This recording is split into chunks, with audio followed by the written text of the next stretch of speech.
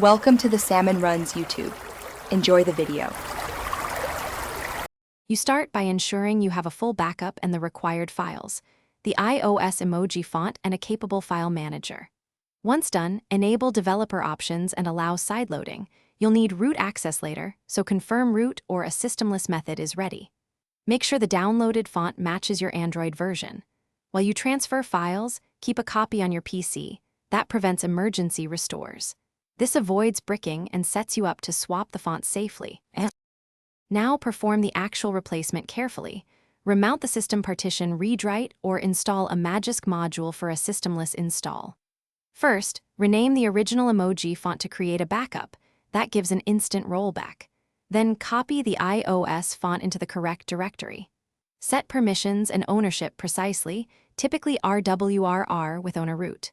Once the file is in place, clear font caches and reboot. If you're using a theme engine or RO, finish by rebooting and testing across messaging apps, keyboards, and the system UI to confirm the iOS emojis display. If some glyphs are missing or boxes appear, boot into recovery or restore the back file and recheck permissions. Incorrect modes are the usual culprit. If issues persist, clear font and app caches, reinstall the Magisk module, or try a compatible emoji pack version. One key troubleshooting tip: always keep the original backup to revert quickly if you encounter system instability or crash.